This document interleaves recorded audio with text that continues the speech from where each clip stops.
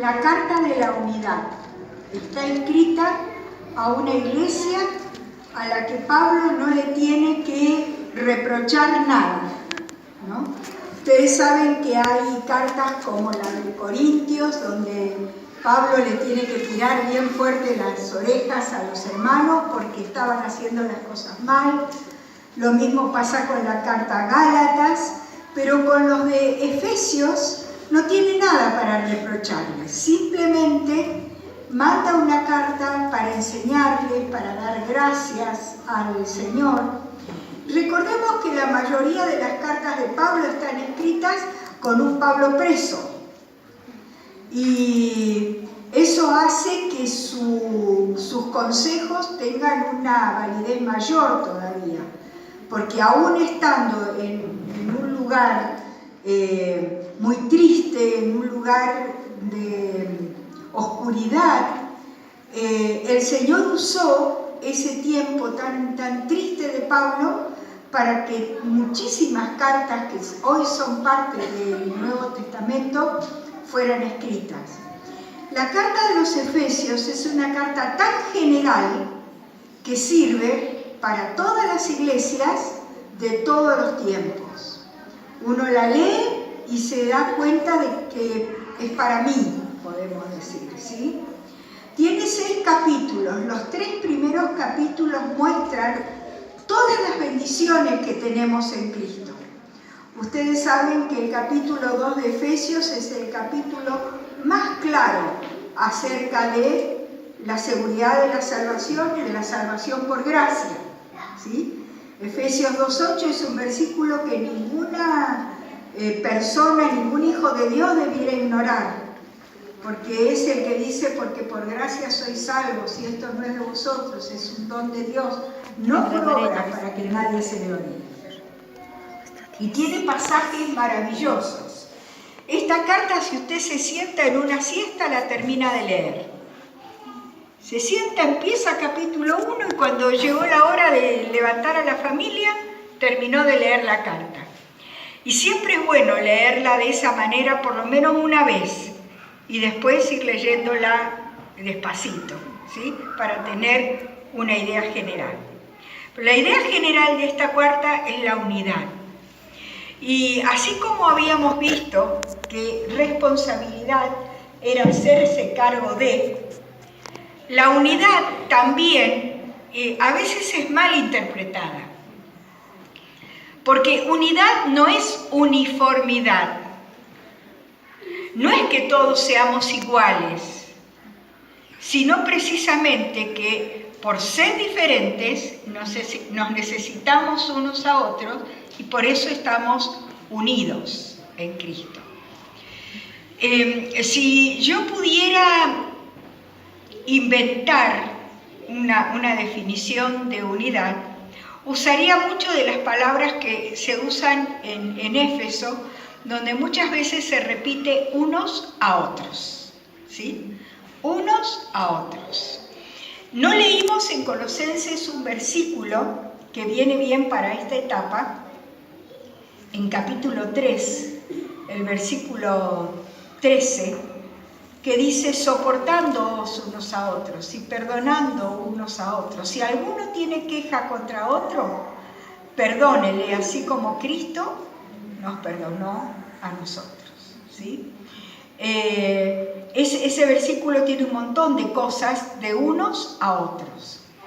Y esto habla de salir de mi círculo de comodidad. Las mujeres tenemos un grave problema. Cuando no hablamos, nos damos manija, ¿sí? Cuando no contamos a otro cuál es nuestra preocupación o nuestro problema, nos encerramos en nosotros mismos y empezamos a pensar. Y cuando pensamos para adentro, en cualquier lugar podemos terminar. Eso es una característica nuestra, por eso es importante que a algunos no les guste que hablemos, porque entonces sacamos lo que tenemos adentro, necesitamos que nos escuchen, ¿sí? Y entonces podemos llegar a inventarnos un mundo de fantasía o de horror que en realidad no existe. Y yo he aprendido que cuando nosotros podemos hablar de nuestros problemas, los problemas se achican, ¿sí? Cuando los tenemos guardados, como se hacen como gigantes a los que no podemos resolver. Y tener bien claro que unidad no es uniformidad, sino precisamente es diferencia. Eso es lo que hace rica la creación. Dios no ha hecho, aún en una misma planta, 2 flores, 2 frutos o 2 hojas que sean iguales. Es tan creativo nuestro Señor que no hace cosas repetidas. Entonces, ¿cómo queremos nosotros, que somos tan diferentes unos a otros, uniformizarnos, ponernos un uniforme, como si estuviéramos en un ejército, caminando al mismo paso? No, no podemos. No hemos sido creadas así, pero sí hemos sido creadas para la unidad. Y este capítulo 4 de Efesios nos va a repetir algunas cosas que hemos visto en Colosenses. El versículo 1 parece que lo leímos hace un ratito. Dice: yo pues, preso en el Señor, os ruego que andéis como es digno de la vocación con el cual fuiste llamado. Vieron que hace un rato lo leímos en Colosenses, que andemos como es digno de aquel que nos llamó. ¿Y cómo es? Y acá ya en el versículo 2 empieza los unos a los otros. Dice: con toda humildad y mansedumbre, soportándoos con paciencia, los unos a los otros en amor. Pero este Pablo no zafa de poner esa palabra al final de todas las peticiones, que lo hagamos con amor, ¿sí?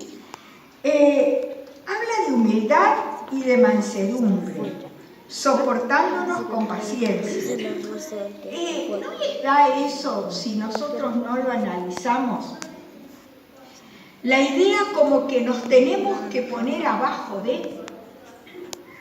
Y no es eso lo que dice Pablo. Cuando hablamos de humildad, ¿qué es ser humilde? ¿Menospreciarse a sí mismo? No. Dice el capítulo 12 de Romanos: nadie tenga mayor concepto de sí del que debe tener. Que seamos realistas, nos está pidiendo Pablo. Conocete. ¿Vos sabés para qué sos capaz? ¿Sos capaz de darte cuenta para qué servís? ¿Qué es lo mejor que podés hacer en tu vida? Yo conozco hermanas que tienen unas manos maravillosas, tejen y hacen manualidades y cosas. Yo soy nula en eso, no puedo. Hay otras hermanas que tienen una voz preciosa, uno las escucha cantar y es fácil seguirla. Yo, si llego a cantar acá adelante, se van todas ustedes corriendo. No invoco una nota ni que la escuche 20 veces, ¿sí? Pero puedo ser capaz en otra. Lo triste sería que yo, en vez de estar leyendo la palabra de Dios, quisiera cantar. Ahí le embarro. No estoy haciendo lo que el Señor me preparó. O quisiera hacer la manualidad para que mis hermanas se lleven de souvenir. Y va a estar desprolijo, desalineado, porque no me salen ese tipo de cosas. Cada uno tiene un lugar. Entonces, ser humilde es poder saber qué puedo hacer y qué no puedo hacer. Y decirlo con libertad. A mí hubo un tiempo que me daba vergüenza decir que no podía cantar bien. Hice de todo, hermano. Conozco música, sé leer pentagrama, estudié guitarra, estudié acordeón en la época en la hora feliz, cuando yo tenía 15 o 16 años, el instrumento que se usaba para las horas felices era el acordeón. Y técnicamente podría haber llegado a hacer algo, Pero ¿para qué me voy a poner a hacer algo que cuando me lo ponga a hacer voy a transpirar como loca, sufrir porque no me sale, cuando puedo hacer otra cosa para la cual el Señor me preparó?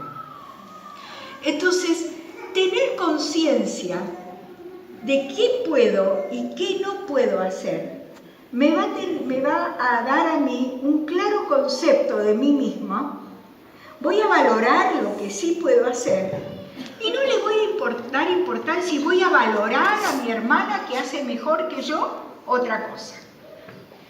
Eso es humildad, cuando uno logra darse cuenta de qué puede hacer, tener un claro